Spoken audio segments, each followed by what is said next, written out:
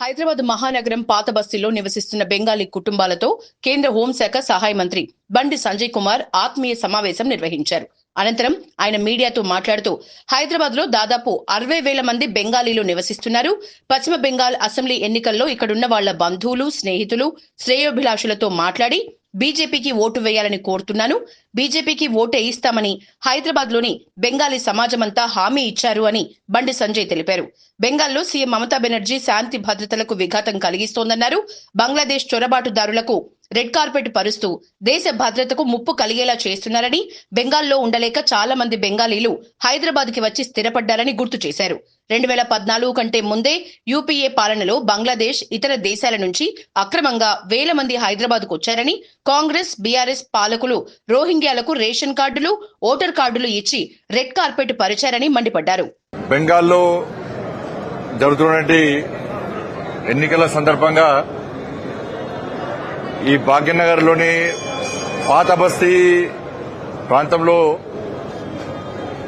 బెంగాల్ నుంచి వచ్చి ఇక్కడ స్థిరపడి ఉన్నటువంటి అనేక కుటుంబాలు ఇక్కడ ఉన్నాయి. కాబట్టి వాళ్ళందరినీ కలిసి వాళ్ళ కుటుంబ సభ్యులు, వాళ్ళ బంధుమిత్రులు, వాళ్ళ స్నేహితులు అందరూ కూడా బెంగాల్లో చాలా మంది ఉన్నారు. కాబట్టి దాదాపు 60,000 మంది ఇక్కడ నివసిస్తున్నారు. వాళ్ళందరితో మాట్లాడి వాళ్లకు సంబంధించినటువంటి వాళ్ళ కుటుంబ సభ్యుల, వాళ్ళ స్నేహితుల ఓట్లను భారతీయ జనతా పార్టీకి వేయించే విధంగా వీరి ద్వారా ఫోన్ చేయించడం గాని, ఒక SMS ఇప్పించడం గాని, అటువంటి ప్రచారం చేయడానికి వాళ్ళని రిక్వెస్ట్ చేయడానికి ఈ రోజు రావడం జరిగింది. అనేక బెంగాలీ సమాజానికి సంబంధించి అనేక సంఘాలు వచ్చినాయి. వాళ్ళందరితో రిక్వెస్ట్ చేసినాం, మీ కుటుంబ సభ్యులు, మీ స్నేహితులు ఎవరన్నా ఒక్కసారి ఫోన్ చేయండి. వాళ్ళ ఓట్లన్నీ కూడా భారతీయ జనతా పార్టీకి పడే విధంగా, భారతీయ జనతా పార్టీకి ఓటు వేసే విధంగా మీరు రిక్వెస్ట్ చేసి బీజేపీని గెలిపించాల్సిందిగా విజ్ఞప్తి చేయడానికి రావడం జరిగింది. వాళ్ళందరూ కూడా పూర్తి సపోర్ట్ ఇస్తామని చెప్పి వారు హామీ ఇవ్వడం జరిగింది. ఎందుకంటే బెంగాల్లో శాంతి భద్రత సమస్య ఉన్న విషయం వాస్తవం. మమతా బెనర్జీ నేతృత్వం టీఎంసీ ప్రభుత్వం ఏ విధంగా అరాచకాలు చేస్తున్నది, ఏ విధంగా విధ్వంసాలు చేస్తున్నది, వాళ్ళ బంగ్లాదేశ్ నుంచి వచ్చిన చొరబాటుదారులకు రెడ్ కార్పెట్ పరిచి వాళ్ళకు రేషన్ కార్డులు, ఓటర్ ఐడి కార్డులు, అన్ని రకాలుగా వాళ్ళకు వసతులు కల్పించే ప్రయత్నం మమతా బెనర్జీ చేస్తున్న తరుణంలో అక్కడ ఉండలేక, అక్కడ ఉద్యోగాలు లేవు, అక్కడ ఉపాధి లేవు. మరి ఉపాధి కోసం చాలా మంది ఇక తెలంగాణకు వచ్చారు.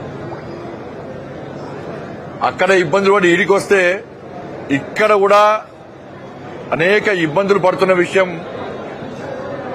ఇంతకుముందు గతంలో జరిగిన అనేక సంఘటనలకు నిదర్శనం. అనేక సంఘటనలు జరిగినాయి. వాళ్ళకు ప్రతిసారి భారతీయ జనతా పార్టీ ఈ పాత బస్తీలోని మా నాయకులు, మా కార్యకర్తలు, హిందూ ధర్మ రక్షకులు అందరూ కూడా వాళ్ళకు అండగా ఉంటున్నారు. ఇక్కడ కూడా ఉండలేని పరిస్థితి ఉంది. ఎందుకంటే ఈడ కూడా గదే పరిస్థితి. గతంలో కాంగ్రెస్ పార్టీ ప్రభుత్వం బెంగాల్ నుంచి, బంగ్లాదేశ్ నుంచి వచ్చినటువంటి చొరబాటుదారులకు రెడ్ కార్పెట్ వరిసి వాళ్ళకు రేషన్ కార్డులు, ఓటర్ ఐడి కార్డులు ఇచ్చి సత్కారాలు సన్మానం చేస్తే తర్వాత 10 సంవత్సరాలు తెలంగాణ రాష్ట్రాన్ని పాలించినటువంటి బీఆర్ఎస్ పార్టీ ప్రభుత్వం ఏకంగా డిప్యూటీ సీఎం అయితే హోమ్ మినిస్టర్ ఉన్నటువంటి వ్యక్తి అయితే మహమూద్ అలీ వాళ్ళకు షెల్టర్ అని ఇవ్వడము, వాటి ప్రారంభోత్సవాలు చేయడము, వాళ్ళ ప్రధానమంత్రి ఆవాస్ యోజన ఇల్లు కూడా వాళ్ళకే ఇవ్వడము, వాళ్ళకు సన్మానాలు, సత్కారాలు చేయడము. ఇక్కడ ఉన్నటువంటి బెంగాల్ నుంచి వచ్చినటువంటి పేద ప్రజలు మాత్రం ఇవ్వలే, భారతీయులకు మాత్రం ఇవ్వలే, బంగ్లాదేశ్ మాత్రం ఇచ్చారు. ఇక్కడ ఈ చాలా మంది సోషల్లో తెలియని వాళ్ళందరూ కూడా కేంద్రంలో బీజేపీ ప్రభుత్వం ఉంది కదా ఎట్లొచ్చిరు అంటున్నారు. వాళ్ళు ఇప్పుడు రాలే. 2014 కంటే ముందు కాంగ్రెస్ పార్టీ ప్రభుత్వం ఈ దేశంలో ఉన్నప్పుడు బంగ్లాదేశ్ నుంచి, ఇతర దేశాల నుంచి అక్రమంగా ఈ దేశానికి వచ్చారు. వచ్చిన తర్వాత 2014 తర్వాత వాళ్ళని కట్టడి చేసింది నరేంద్ర మోడీ గారి ప్రభుత్వం. వాళ్ళ బెంగాల్లో పరిస్థితి చూస్తే సరే వెస్ట్ బెంగాల్లో పరిస్థితి చూస్తే వెస్ట్ బెంగాల్లో సరిహద్దులో ఫెన్సింగ్ కట్టడానికి కూడా ఇవాళ మమతా బెనర్జీ ప్రభుత్వం సహకరిస్తలేదు. అక్కడ జవాన్లందరూ కూడా రాత్రి బవలు ఈ దేశాన్ని కాపాడడానికి ఎంత కష్టపడుతున్నారో మనకు తెలుసు. కేంద్రానికి సహకరించే ప్రయత్నం మమతా బెనర్జీ చేస్తలేదు. మమతా బెనర్జీ కావాల్సింది దేశం ముఖ్యం కాదు, ఇది ధర్మం ముఖ్యం కాదు, ఓట్ బ్యాంక్ పాలిటిక్స్. ఎవరైతే బంగ్లాదేశ్ నుంచి వచ్చిర్రో వాళ్ళందరికీ ఓటర్ ఐడి కార్డులు ఇచ్చి వాళ్ళ ఓట్ల ద్వారా అధికారాన్ని పొందాలని చెప్పి గతంలో కమ్యూనిస్టు పార్టీలు ప్రయత్నం చేస్తున్నాయి. కాంగ్రెస్ పార్టీ కట్టేసింది. ఇప్పుడు టీఎంసీ కూడా గదే చేస్తున్నది. దీన్ని మొదటి నుంచి కూడా భారతీయ జనతా పార్టీ దేశాన్ని కాపాడుకోవాలి, పశ్చిమ బెంగాల్ని కాపాడుకోవాలి, బంగ్లాదేశ్ నుంచి అక్రమంగా వచ్చే చొరబడిదారులను నియంత్రించాలి, దేశాన్ని చుట్టూ సరిహద్దును నిర్మించాలి, ఫెన్సింగ్ ఏర్పాటు చేయాలని చెప్పి నరేంద్ర మోడీ ప్రభుత్వము ప్రయత్నిస్తున్న విషయం అందరూ తెలిసిందే. ఇంకా ప్రయత్నిస్తాం కూడా. మరి బెంగాల్లో ఇప్పుడు పరిస్థితి మొత్తం మారిపోయినాయి. మమతా బెనర్జీ యొక్క అరాచకాలకు వ్యతిరేకంగా, అవినీతికి వ్యతిరేకంగా, దేశద్రోహ కార్యక్రమాలకు వ్యతిరేకంగా ఇవాళ బెంగాల్ అంతా ఒక్కటైంది. మాకు ఈ దేశం ముఖ్యం. ఈ ఎన్నికలకు బంగ్లాదేశ్ చొరబడిదారులతో వచ్చినటువంటి చొరబడిదారుల ఓట్లతో గెలిచే టీఎంసీ పార్టీకి, దేశద్రోహులకు, దేశ భక్తులకు జరుగుతున్నటువంటి ఒక యుద్దం. ఈ యుద్దంలో బంగ్లాదేశ్ ప్రజలందరూ కూడా, పశ్చిమ బెంగాల్ ప్రజలందరూ కూడా వాళ్ళ బీజేపీ వైపు ఉన్నారు. మరి ఎట్టి బస్సులో భారతీయ జనతా పార్టీ ప్రభుత్వం పశ్చిమ బెంగాల్లో ఏర్పడబోతున్నది, బీజేపీ ప్రభుత్వం రాబోతున్నది, మోడీ రాజ్యం రాబోతున్నది. కాబట్టి ఇక్కడున్న ఓటర్స్, ఇక్కడ ఉన్న బెంగాలీకి సంబంధించిన సమాజం కూడా అనేక ఇబ్బందులు పడుతున్నారు. మొన్ననే ఇక్కడ హిందువులు అనేటువంటి ఈ బెంగాల్ సమాజం పట్ల ఎంఐఎం పార్టీ మద్దతుతో, ఎంఐఎం పార్టీ సపోర్ట్ తో కొంతమంది గుండాలు డ్రగ్స్ ఇచ్చి, గంజా ఇచ్చి, చాక్లెట్ల పేరుతోని, కేక్ల పేరుతోని వాళ్లకు డ్రగ్స్ ఇచ్చి ఏ విధంగా లోబర్చుకునే ప్రయత్నం చేస్తున్నారో, లవ్ జిహాద్ పేరుతోని ఏ విధంగా హిందూ అమ్మాయిలను మోసం చేసే ప్రయత్నం చేస్తున్నారో ఆ రాకెట్ కూడా నేనే బయటపెట్టినా. ఇలా రాష్ట్ర ముఖ్యమంత్రి గొప్పలు చెప్పుకుంటే, ఆయనే హోంమంత్రి, ఆయన గొప్పలు చెప్పుకుంటాడు, నేను డ్రగ్స్ నిరోధిస్తున్నా అని. అరే ఫామ్ హౌస్ లో దావతులు జరిగితే వచ్చిన ఇన్ఫర్మేషన్ తో దాడి చేయడం కాదు, అసలు డ్రగ్స్ ఎక్స్చేంజ్ జరుగుతున్నాయి. డ్రగ్స్ సప్లై చేసేది ఎవరు? ఓల్డ్ సిటీలో ఎప్పుడన్నా దాడులు చేస్తావా నువ్వు? ఓల్డ్ సిటీలో ఎంఏ పార్టీ అండాదండలతో డ్రగ్స్ రాకెట్ ఉందా లేదా? బెంగాలీ అమ్మాయిలను లోపరుచుకునే ప్రయత్నం చేసిందా లేదా? దాని మీద రాష్ట్ర ముఖ్యమంత్రి ఏం చర్యలు తీసుకున్నాడు? మేము చెప్పేదాకా ప్రభుత్వానికి సోయలేదు. ఇక్కడ కొంచెం పోలీస్ అధికారులు వరకు సపోర్ట్ చేస్తున్నారు. గంతెందుకన్నా నిన్న చూస్తాం, నిన్న పాత బస్తులో లేదా ఈ రాష్ట్ర ప్రభుత్వం చూసి తెలంగాణ సమాజం అంతా నవ్వుకుంటున్నారు. ఎందుకంటే ముఖ్యమంత్రి హోమ్ మినిస్టర్ ఇక్కడ అక్రమంగా నిర్మాణాలలో రోడ్ల మీద ట్రాఫిక్ ఇబ్బంది కలిగించే విధంగా ఉన్నటువంటి నిర్మాణాలను తొలగించడానికి కార్పొరేషన్ అధికారులు వస్తే, పోలీస్ బందోబస్తు వస్తే వాళ్ళ కూల్చేసే సమయంలో పోలీస్ అధికారుల మీద కార్పొరేషన్ సిబ్బంది మీద దాడి చేశారు ఎంఏ పార్టీ వాళ్ళు. సాక్షాత్ ఎమ్మెల్సీ కూడా దాడి చేస్తే కనీసం ఏ ఒక్క వ్యక్తిని కనీసం ఆపే ప్రయత్నం చేయలే. ఇలా అక్కడ గోరక్షను గోవధ నిషేధ చట్టాన్ని అమలు చేయాలని చెప్పి గోవులను వధించడానికి ప్రయత్నం చేస్తుంటే అక్కడ ఆ గోవులను పోలీసులు పట్టించే ప్రయత్నం చేస్తే మా వాళ్ళు మాత్రం నాన్ అవైలబుల్ కేసు పెట్టి లోపడేస్తారు. వాళ్ళు పోలీసులను దాడులు చేయలే. గోవులను రక్షించడానికి ప్రయత్నం చేస్తే నాన్ అవైలబుల్ కేసు పెట్టి జైలు చేస్తున్నారు. ఇక్కడ ఓల్డ్ సిటీలో కార్పొరేషన్ అధికారుల మీద, పోలీసుల మీద దాడులు చేస్తే కూడా చర్యలు తీసుకున్న పాపన పోలే. ఇది రాష్ట్ర ముఖ్యమంత్రి చేతకాంతనం. ఎంఐఎం పార్టీకి, ఓవైసీ కుటుంబానికి రాష్ట్ర ముఖ్యమంత్రి దాసోహం అయిపోయాడు. ముఖ్యమంత్రి కావాల్సింది ముఖ్యమంత్రి పీఠం, అధికారం. హోంమంత్రి నువ్వే. పోలీసుల మీద దాడి చేసిన వీడియో సోషల్ మీడియాలో దేశం మొత్తం చక్కెర కొడుతుంది. మా రాష్ట్ర ముఖ్యమంత్రికి తెలుసో తెలియదు.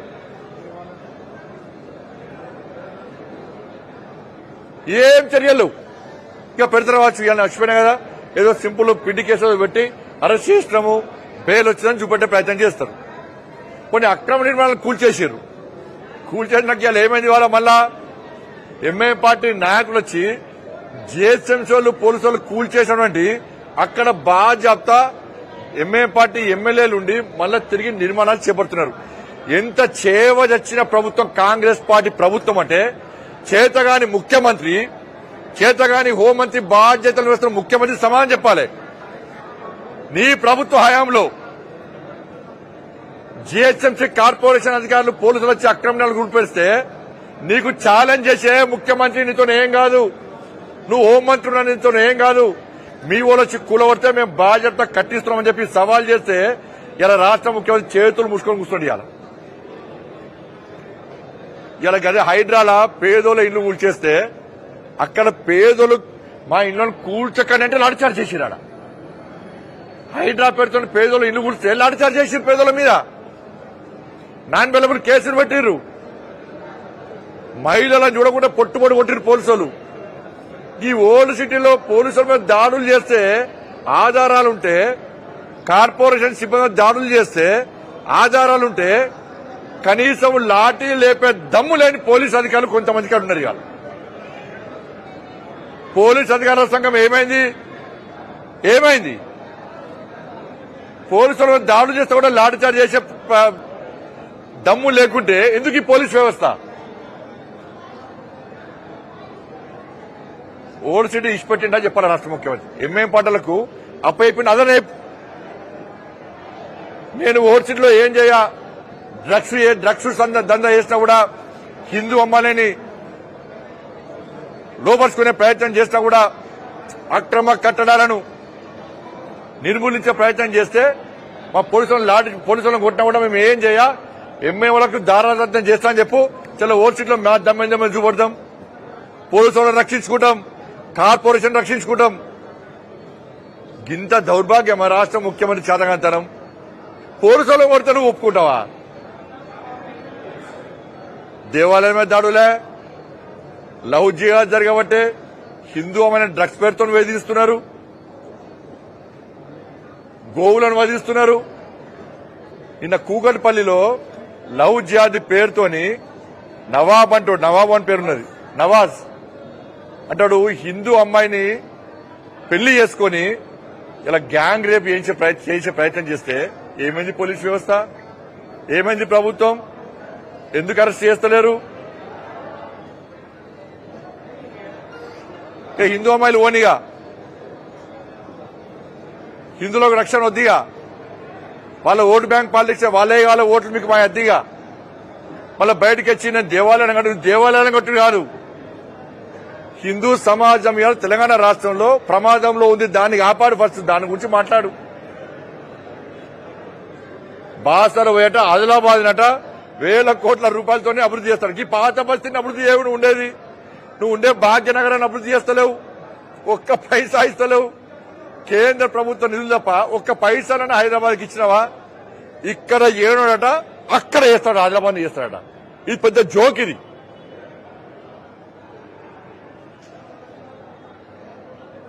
అభివృద్ధికి వ్యతిరేకంగా ఆదిలాబాద్ అన్ని అయ్యి, కానీ నువ్వున్న హైదరాబాద్ చేస్తలేవు కదా. నువ్వు ఏడ పోతాడా ఉపన్యాసాలు ఇస్తావు, ఏడ పోతే వేల కోట్లు ఇస్తాడు, ఒక్క రూపాయి ఇవ్వవు.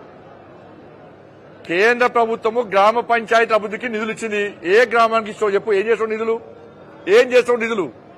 ఏడికి పోయినాయి?